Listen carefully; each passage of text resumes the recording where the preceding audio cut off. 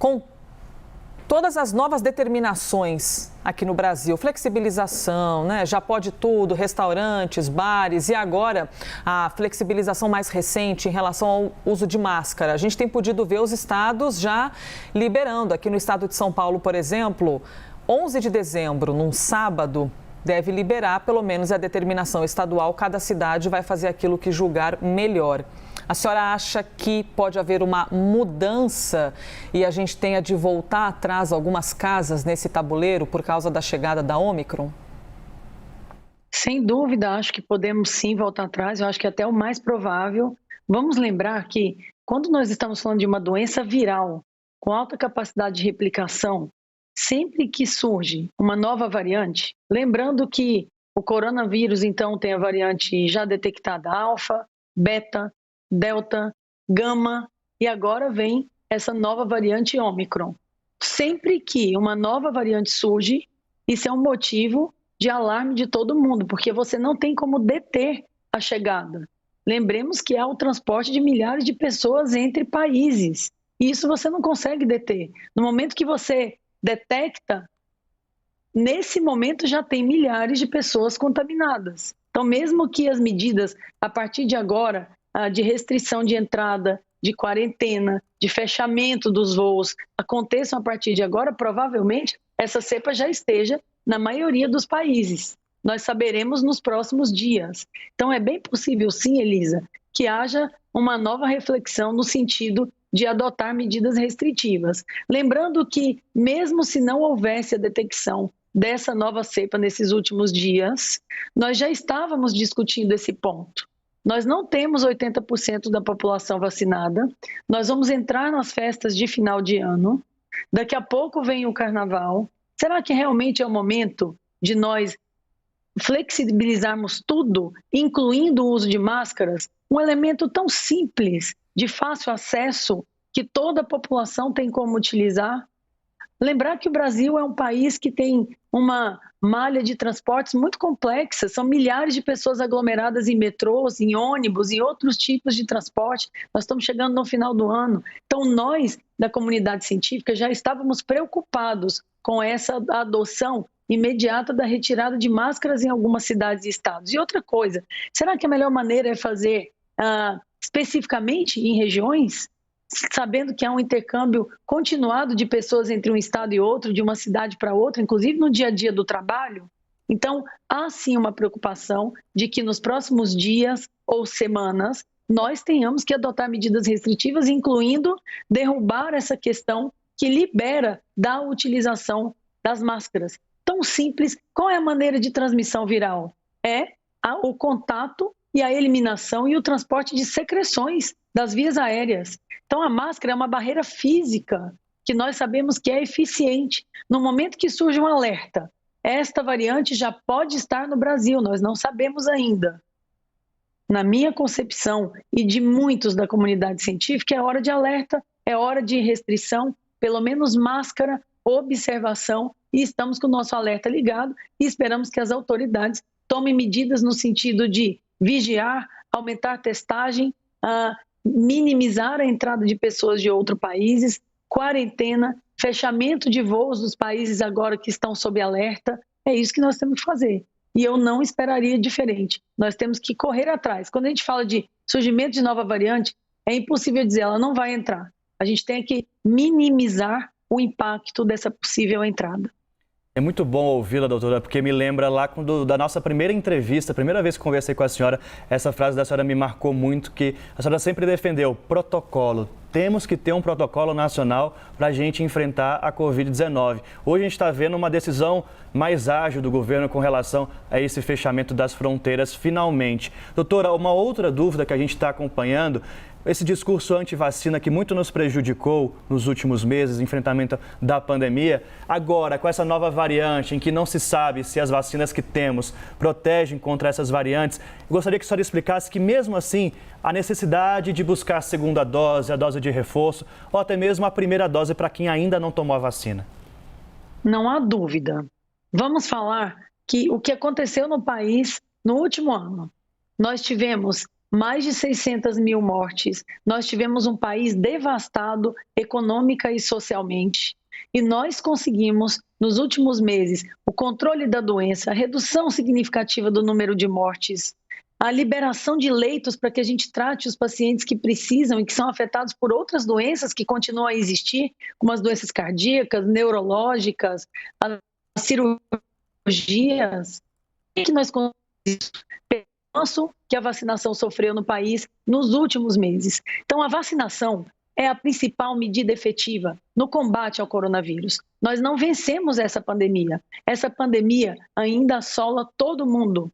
Mas o Brasil deu importantes passos nos últimos meses graças ao avanço da vacinação, graças a termos um plano nacional de imunização que funcione, graças aos últimos tempos, felizmente, nós podemos ter adquirido um número adequado de vacinas e graças ao empenho de toda a população ao acreditar que a vacina, a entender, a confirmar que a vacina é a principal medida efetiva. Nós agora alcançamos números que nos dão tranquilidade no momento para conseguir aumentar as possibilidades do sistema de saúde e atender a população, que vamos lembrar, pessoal, que as principais causas de morte em todo o mundo, hoje, coronavírus é uma das principais causas de morte, mas as causas crônicas de morte que assolam todo mundo são as doenças cardiovasculares e o câncer. Nós precisamos tratar esses pacientes. E hoje nós conseguimos isso graças ao avanço da vacinação.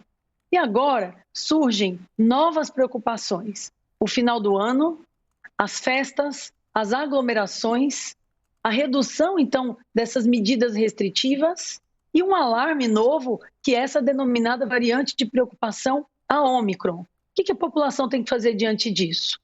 Primeiro, continuar se vacinando. O país continuar engajado na campanha de vacinação. As pessoas que não têm a segunda dose têm que procurar tomar a segunda dose. As pessoas que já estão dentro do calendário da dose de reforço, nós temos que aderir. Porque quanto mais vacinada está a população, menor é a chance de nós termos um novo pico da pandemia. Isso é fato já comprovado. Então, cada vez mais, e esse é um momento de reflexão e de chamar toda a população, para que a gente reafirme a importância da vacinação no controle e no combate da Covid-19. É possível ainda mais, Evandro e Elisa, que esta nova variante, ela não seja eliminada completamente, ou seja, pela vacina. É possível que estas vacinas não sejam 100% eficientes, mas na maioria das vezes ela tem uma cobertura parcial, ela vence contra as outras, contra a Delta e as outras. Então nós devemos fazer a nossa parte, que é ser vacinado, adotar então uma rigidez no calendário vacinal e o governo brasileiro, tanto federal quanto estadual, garantir esse acesso à população.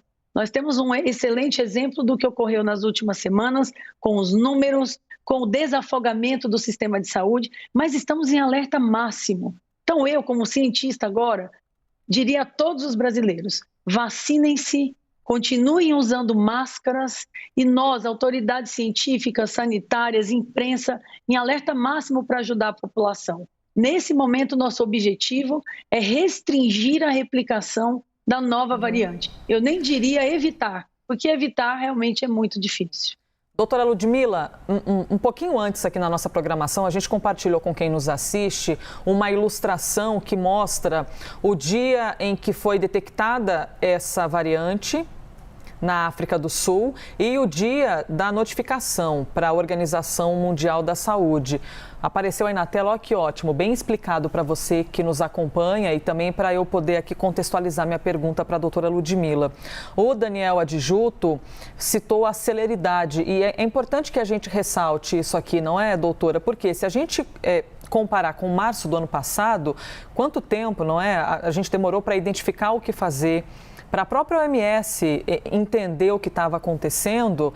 E quando a gente compara para agora, a gente vê um dia 24, que foi na quarta-feira, e hoje é um sábado, em que nós já estamos aqui compartilhando informações sobre fechamento de fronteiras, sobre países que já estão impondo quarentena para essa nova variante e já estamos, inclusive, repercutindo com a senhora para a gente ter mais acesso à informação. Então, a minha dúvida é, como tudo é muito recente, a gente está no dia 27, olha o dia que a OMS ficou sabendo, dia 24. ainda são muitas perguntas sem respostas, não é, doutora? A gente não tem ainda a completa explicação de como é exatamente essa variante e de que maneira isso pode ser descoberto, doutora? É por meio dos exames nas próprias pessoas infectadas ou são as amostras que já foram retiradas, que vão para um laboratório, que podem trazer mais respostas? Como é o processo daqui para frente para a gente descobrir quem é de fato essa nova variante? Sem dúvida, é excelente esse seu comentário e pergunta, porque nesse momento, Elisa, o que nós temos é um alerta. Um alerta porque em menos de 100 casos, nós já conseguimos identificar uma nova variante. E isto deve-se ao fato de que nas amostras retiradas de pessoas infectadas, nós levamos essas amostras para o laboratório e estudamos a estrutura do vírus, ou seja, você isola as pessoas infectadas, leva para o laboratório e analisa a estrutura do vírus, a genética, e então faz inferências ou afirmações sobre qual será o comportamento dessa doença. Então, a ciência hoje está nesse ponto. Quando você detecta, você isola e começam-se os estudos mais específicos a respeito da estrutura. E o que nós sabemos até agora? Lembramos todos que o coronavírus é um vírus espiculado, e que tem na sua parede, na sua estrutura superficial, a proteína spike, que parecem uns espinhos. E esses espinhos que fazem com que o vírus entre na célula. As vacinas e esses antivirais novos, eles têm a capacidade de bloquear a entrada dessa espícula na célula do paciente, na célula do cidadão, na célula do indivíduo que viria a ser infectado. O que se sabe até agora sobre esta nova variante? Veja só, esta proteína, se ela sofrer mutação, ela vai enganar o sistema imunológico. E normalmente, vou dar um exemplo, a variante Delta, que gerou preocupação em todo mundo, inclusive dessa nova onda europeia, atribuímos a variante Delta, ela tem 2 mutações numa proteína desta spike.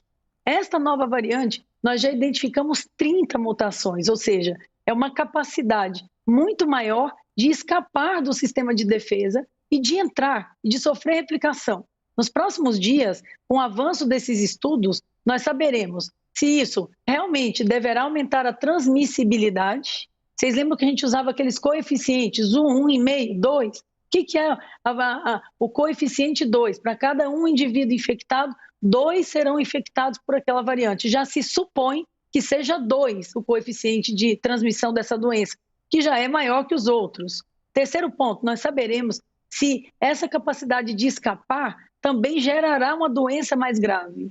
Então, o momento agora é de alerta e de estudos, porque onde se detecta a doença, capta-se no sangue do indivíduo, isola-se a estrutura viral e esses estudos específicos nos próximos dias nos darão as respostas. Então, o que nós temos até agora é uma linha de pensamento e uma possibilidade de que um vírus mais mutante escape mais, seja mais transmissível, seja capaz de se disseminar mais rápido e, ao mesmo tempo, de escapar da vacina, do sistema imunológico e, quem sabe até, infelizmente, resultar em uma doença mais grave que depende de outros fatores. Então, são estudos específicos do isolamento dos indivíduos infectados é que nos darão essa resposta. Em resumo, Elisa e Evandro, é a ciência, mais uma vez, à frente do nosso tempo, protagonista das mudanças de uma nação e da saúde, é que vai nos dar essa resposta. E eu espero que o Brasil e outros países tenhamos aprendido com os nossos erros e adotemos essas medidas de uma maneira mais eficaz, em total alinhamento com o mundo, ou seja, vocês mostraram muito bem, em menos de 15 dias, isolado, a informação divulgada, notificação feita, a OMS faz uma reunião, já determina um alerta internacional, um novo nome, a comunidade científica toda envolvida, e a população informada, que é o que a gente está fazendo aqui hoje.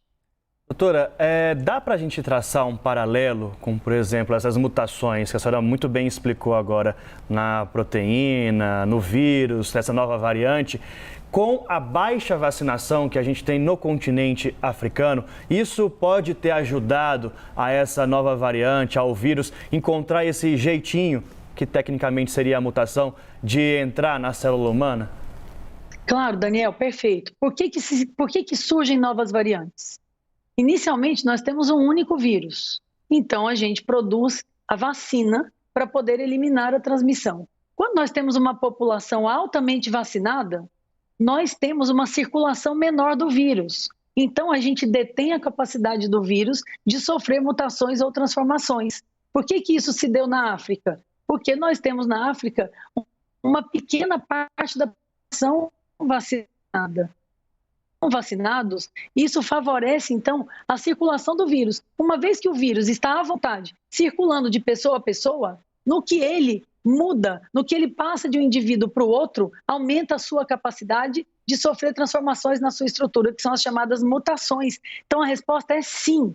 Em países com baixa cobertura vacinal, a chance de surgir novas variantes é muito maior.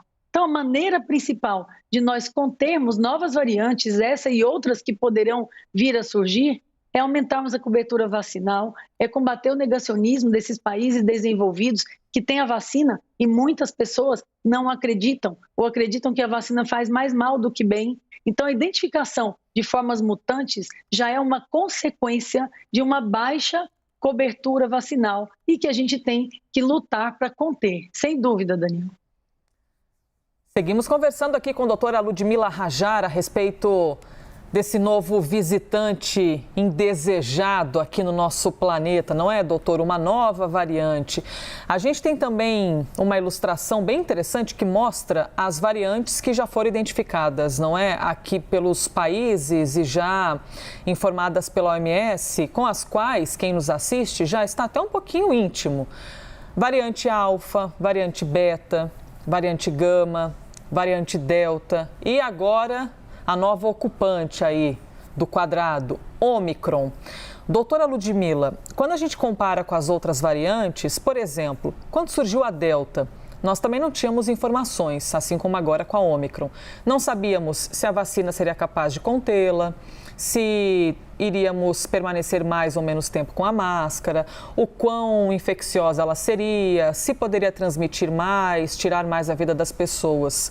Se a gente comparar aquele momento em que ainda existiam interrogações quanto à Delta e que já foram respondidas, é o momento que nós estamos agora com a Ômicron, né? Porque ela pode representar um problema, como também pode não representar. É um momento ainda de não termos essas certezas, correto? O nosso desejo é que a variante não represente tudo isso, mas tem de esperar as respostas. Então, por enquanto, e eu estou lhe perguntando isso, doutora, porque para quem não se preocupa com Covid-19, vai continuar sem se preocupar. É incrível como tem gente que vive um universo paralelo, né? Como se não existisse doença, como se vacina não funcionasse. Isso é impressionante.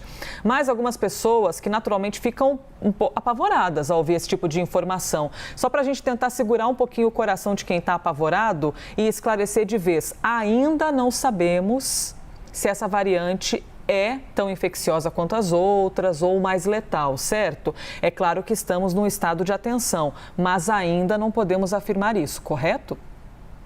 Correto. Entretanto, Elisa, é importante que as pessoas estejam atentas e alertas, porque já há indícios da alta taxa de transmissibilidade desta nova variante. Então, claro, essa doença está disseminada pelo mundo, esta nova variante? Ainda não, mas é possível que tenhamos problemas nos próximos dias ou semanas. Então, não é motivo para pânico, mas é um motivo para que as pessoas estejam todas alinhadas dentro da informação e da possibilidade de, nos próximos dias ou semanas, nós temos que adotar medidas mais enérgicas no sentido de nos proteger contra essa variante. É o tempo que a ciência vai dar as respostas, que as autoridades sanitárias deverão adotar medidas de acordo com as informações. E como você falou, o Brasil, por exemplo, teve muita preocupação com a Delta, tomou medidas restritivas e nós não tivemos um impacto tão grande com a Delta como nós esperávamos. Melhor que seja assim. O que não pode acontecer é nós estarmos relaxados. Ah, não, só está na África. Vamos esperar, o Brasil está muito bem, tem mais de 60% da população vacinada e daqui a pouco estamos vivendo de novo realmente uma situação muito complicada como vivemos lá atrás.